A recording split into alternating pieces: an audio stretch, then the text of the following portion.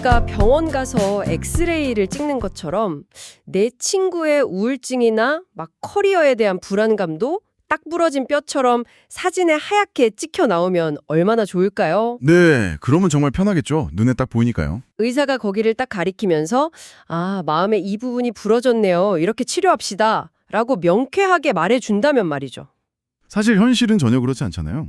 맞아요. 현실에서 우리가 마주하는 타인의 아픔이나 인간관계의 문제는 그야말로 진단적 진흙탕입니다. 원인이 뭔지도 모르겠고 어떻게 반응해야 할지도 진짜 막막하죠. 자, 이걸 한번 파헤쳐보죠. 네, 오늘 살펴볼 자료의 배경이 아주 흥미롭습니다. 흥미롭게도 인공지능이 일자리를 위협하는 2026 오스틴 텍사스의 한복판에서 수천 년 전 고대 페르시아의 한 관리가 썼던 공감의 기술이 가장 완벽한 생존 전략으로 떠오르고 있습니다. 오스틴이라는 도시의 현재 상황을 떠올려 보면 이 맥락이 아주 선명해집니다. 네네. 지금 당장 자율주행 택시가 거리를 활보하고 인공지능이 코딩부터 데이터 분석까지 실무를 다 대체해 나가는 기술의 최전선이잖아요. 맞아요. 저도 요즘 뉴스 보면 약간 무섭더라고요. 그렇죠. 그런데 역설적이게도 이 가장 고도화된 기술의 중심지에서 청년들은 내 직업이 내일 당장 사라질지도 모른다는 극도의 불안감을 겪고 있습니다. 인간관계 파편화도 심하고요. 맞습니다.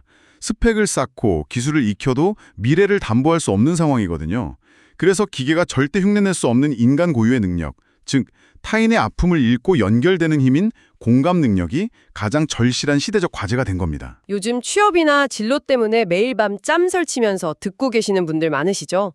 오늘 저희가 집중적으로 분석할 자료가 바로 여러분의 이야기입니다. 네, 오늘 들여다볼 출처가 아주 독특하죠. 네, 2026년 5월 10일 어스틴 한인 장로교회 청년부 예배 설교문과 영상 기록인데요. 맞습니다. 여기서 단순히 종교적인 위로를 넘어서 팍팍한 현실을 돌파할 아주 구체적인 통찰을 발견할 수 있습니다. 자료에 보면 요즘 흔히 쓰는 MBTI 비유가 나오잖아요. 아, 네. 그 비유가 되게 직관적이더라고요. 보통 T성향, 그러니까 사고형인 사람들은 상황을 분석해서 해결책을 던져주는 인지적 공감을 하고요. 네. F성향, 감정형인 사람들은 함께 눈물 흘려주는 정서적 공감을 한다고 하죠. 그렇죠. 보통 그렇게 나누죠. 그런데 오늘 살펴볼 고대 인물 느헤미야는 이 T의 분석력과 F의 감수성, 거기에 즉각적인 행동력까지 완벽하게 결합된 인물이었다는 겁니다. 와, 그 세 가지가 다 있다고요? 네, 대체 어떻게 그게 가능한 걸까요? 이 세 가지 요소가 한 사람 안에서 어떻게 유기적으로 작동하는지 해부해 보는 것이 오늘 우리의 핵심 미션입니다. 좋습니다. 느헤미야가 보여준 첫 번째 반응을 보면 우리가 일상에서 얼마나 섣부르게 타인의 아픔에 개입하는지 깨닫게 되거든요. 어떤 반응이었길래요? 느헤미야는 당시 페르시아 제국의 왕궁에서 일하는 아주 고위직이었습니다. 그런데 어느 날 고국인 예루살렘의 성벽이 다 무너지고 동포들이 끔찍한 고통 속에 있다는 소식을 듣게 되죠. 네. 그가 가장 먼저 한 행동은 누군가에게 책임을 묻거나 대책회의를 소집하는 게 아니었습니다. 그럼요? 그 자리에 주저앉아 며칠 동안 금식하며 슬퍼하고 기도하는 것이었죠. 이것이 바로 정서적 공감의 단계입니다. 솔직히 현대인, 특히 바쁘게 돌아가는 성과 중심 사회의 관점에서는 제일 비효율적인 행동 방식 아닌가요? 그렇게 볼 수 있죠. 뭔가 즉각적인 액션을 취해야 할 것 같은데 말이죠.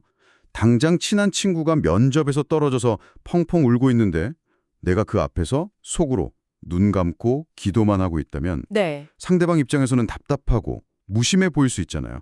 당장 이력서 가져와봐 내가 고쳐줄게 하거나 술이나 한잔 하자라고 하는 게 현실적인 공감 아닐까요? 그 비효율적으로 보이는 멈춤이 사실은 가장 고차원적인 공감의 출발점입니다. 아, 멈추며. 네, 자료에서는 심리학자 빅터 프랭클의 통찰을 인용해서 이 지점을 설명하는데요. 자극과 반응 사이에는 공간이 있다. 그 공간에는 자신의 반응을 선택할 수 있는 자유와 힘이 있다고요. 자극과 반응 사이의 공간. 맞습니다. 우리는 타인의 실품이라는 자극을 마주하면 그 불편한 감정을 빨리 해소하고 싶어서 반사적으로 반응해 버립니다. 아, 진짜 그래요. 빨리 달래주고 상황을 끝내고 싶어 하죠. 그쵸. 알량한 내 경험치로 섣부른 조언을 던지거나 영혼 없는 긍정의 말로 상황을 덮어버리려 하잖아요. 느헤미야의 기도는 현실 도피가 아니라 이 무의식적인 반사작용을 끊어내고 공간을 확보하는 치열한 영적 심리적 작업이었습니다. 아, 그러니까 섣부른 해결사 본능을 억누르는 심리적 방파제 같은 거군요. 정확한 표현입니다. 사실 우리가 위로한답시고 시간이 약이야 라거나 더 좋은 직장 가려고 이러는 걸 거야 라고 말하는 게요. 네. 진짜 그 사람을 위해서라기보다는 내 마음이 불편해서 빨리 이 상황을 끝내고 싶은 이기심에서 나올 때가 많거든요. 벼뜨리는 말씀이네요. 맞습니다. 드는 게 먼저라는 뜻이네요. 느헤미야가 왕 앞에서 시중을 들다가 수심이 가득한 얼굴을 들키는 극적인 장면에서 이 공간의 위력이 제대로 나타납니다. 왕 앞에서 표정 관리를 못한 건가요? 네, 고대 제국에서 왕 앞에서 신하가 근심 어린 표정을 짓는 건 반역으로 의심받아 당장 목이 달아날 수 있는 절체절명의 위기였습니다. 와, 덜덜 떨렸겠는데요. 그때 왕이 묻습니다. 네 안색이 왜 그러냐? 무엇을 원하느냐? 네. 그 짧고 숨막히는 찰나에 느헤미야는 곧바로 입을 열지 않고 하늘에 짧은 묵도를 올립니다. 속으로 기도를 한 거군요. 생사가 오가는 순간에도 그는 자극과 반응 사이에 공간을 열고 인간적인 두려움이나 섣부른 변명 대신 더 높은 차원의 지혜를 구한 겁니다. 그렇게 기도로 여백을 만들고 감정을 가라앉혔다고 쳐보죠. 그런데 감정적으로 연대하고 기도만 한다고 해서 무너진 성벽이 저절로 다시 세워지진 않잖아요? 당연하죠. 물리적인 벽돌이 하늘에서 떨어지는 건 아니니까요. 네, 취업의 실패에 울고 있는 친구의 통장 잔고가 기도로 채워지지도 않고요. 현실을 바꾸려면 그 다음 스텝이 반드시 필요할 텐데요. 그래서 두 번째 단계인 계획, 즉 인지적 공감이 등장하는 겁니다. 아까 말한 T 성향의 공감이군요. 맞습니다. 왕이 그럼 내가 무엇을 해주길 원하며 기간은 얼마나 걸리겠느냐? 라고 물었을 때 느헤미야의 입에서는 놀랍도록 정교한 마스터 플랜이 쏟아져 나옵니다. 오, 미리 다 생각해 둔 건가요? 네, 예루살렘을 다녀올 구체적인 타임라인은 물론이고요. 네. 유프라테스강 서쪽 총독들의 영토를 무사히 통과할 수 있는 왕의 친서, 심지어 성벽 재건에 쓸 목재를 얻기 위해 왕실 숲 관리인 아삽에게 보내는 칙년까지 요구하죠. 와, 이거 완전 스타트업 CEO가 투자자 앞에서 피칭하는 수준이네요. 완벽한 비즈니스 기획서죠. 그 4개월 동안 그저 슬퍼하면서 울기만 한 게 아니라는 증거잖아요. 감정에 호소하면서 제발 우리 민족 좀 살려주세요라고 매달린 게 아니라요. 네, 전혀 감정적이지 않았습니다. 정확한 데이터와 물류 로드맵, 그리고 리스크 관리 계획까지 머릿속에 엑셀표로 쫙 정리해뒀다는 거 아닙니까? 공감이라는 게 단순히 따뜻한 마음씨를 넘어서는 치밀한 전략이라는 게 너무 흥미롭습니다. 기도를 통해 타인의 아픔을 품는 하늘의 마음을 받았다면 계획은 그 마음을 이 땅의 현실적인 언어로 번역하는 작업입니다. 현실적인 언어로 번역한다. 멋진 표현이네요. 구체적인 대안이 없는 감정적 공감은 일시적인 위안은 줄지 몰라도 현실의 늪에서 상대를 건져내지는 못하거든요. 그렇죠. 더 놀라운 건 그가 예루살렘 현지에 도착해서 보여준 행동입니다. 현장에서는 어땠는데요? 도착해서 3일 동안 쉬며 여독을 풀기도 전에 그는 밤에 몰래 소수의 인원만 데리고 직접 말을 타고 무너진 성벽 곳곳을 돌며 실측을 나갑니다. 아, 팩트체크를 직접 한 거군요. 이 부분이 진짜 와닿는 게 직장 생활을 해보면 극명하게 갈리거든요. 어떻게 갈리나요? 부하 직원이 시스템 오류나 업무 과중으로 힘들어할 때 말로만 어휴 요즘 힘들지 내가 다 한다 밥이나 먹자 하고 끝내는 상사가 있고요. 네, 흔히 보는 유형이죠. 반면에 퇴근 시간 이후에 혼자 남아서 그 실무자가 다루는 꼬인 코드나 엑셀 데이터를 직접 까보고 프로세스 어디에 병목이 있는지 팩트체크를 하는 상사가 있잖아요. 아, 정말 최고의 상사네요. 진정한 공감은 책상머리에서 나오는 게 아니라 흙먼지 날리는 현장에서 현실의 문제를 직시하는 인지적 노력에서 완성된다는 거네요. 현대 청년들이 왜 말뿐인 위로에 냉소적으로 변했는지 정확히 짚어주셨습니다. 진로 문제로 벼랑 끝에 몰려 숨막히는 경쟁을 하는 이들에게 다 잘 될 거야 라는 뜬구름 잡는 위로는 오히려 폭력이 될 수 있습니다. 맞아요. 기분만 상하죠. 인지적 공감을 통해 구체적인 뼈대를 세워주고 그 사람이 딛고 일어설 수 있는 현실적인 로드맵을 함께 고민해주는 것, 그것이 느헤미야가 보여준 두 번째 공감의 요소입니다. 좋아요. 완벽한 F의 정서적 공감도 완벽한 T의 기획력을 다 갖췄습니다. 솔직히 현대사회에서 이 두 가지만 갖춰도 상해를 퍼센트의 리더이자 훌륭한 친구 아닙니까? 충분히 대단하죠. 그런데 이 이야기 결말을 보면 백성들이 느헤미야를 전적으로 신뢰하고 따르거든요. 머리 좋고 마음 따뜻한 리더는 현실에도 종종 있지만 대중의 절대적인 지지와 존경을 받는 건 또 다른 차원의 문제잖아요. 네, 아주 날카로운 지적입니다. 이 완벽한 T와 F의 결합을 현실 세계에 뿌리 내리게 한 마지막 퍼즐 조각이 궁금해지는데요. 그 마지막 퍼즐 조각이 바로 실천, 즉 자신의 특권을 포기하고 뛰어드는 공감적 행동입니다. 행동적 공감이요? 우선 느헤미야가 백성들을 모아놓고 설득할 때 쓴 언어의 프레임을 눈여겨봐야 합니다. 어떤 프레임이었죠? 그는 당신들의 처지가 참 딱하게 됐군요. 제가 페르시아에서 온 총독으로서 이 문제를 해결해드리겠습니다. 라고 타자화하지 않았습니다. 오, 철저히 분리하지 않았네요. 네.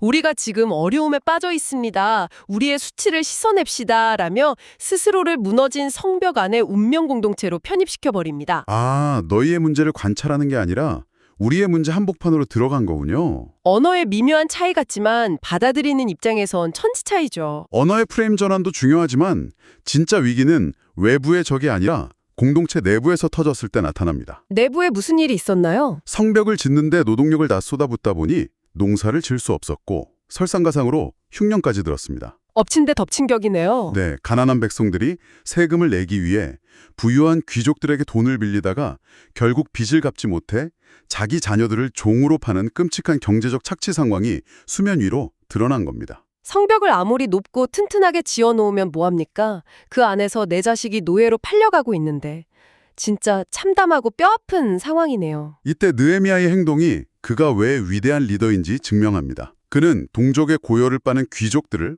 호되게 꾸짖고 이자를 돌려주게 만듭니다. 네. 그리고 무엇보다 결정적인 것은 본인 스스로 총독으로서 마땅히 누릴 수 있는 12년치 월급을 전면 포기해버린 겁니다. 12년치 월급이요? 네, 자신과 측근들의 생활비를 챙기기 위해 백성들에게 매기는 세금과 식량 징수를 완전히 멈춰버렸습니다.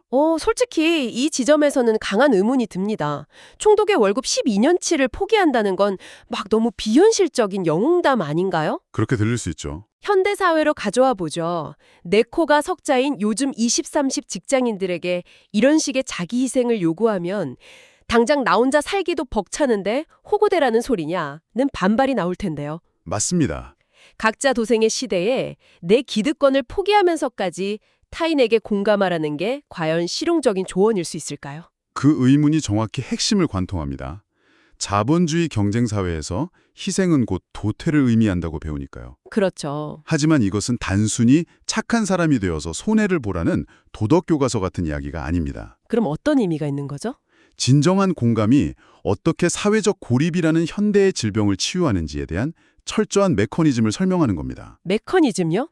지식으로 이해하고 감정으로 동요하는 선에서 멈추는 공감은 결국 나는 저 사람들과 달리 안전한 위치에 있다는 은밀한 특권의식을 내포합니다.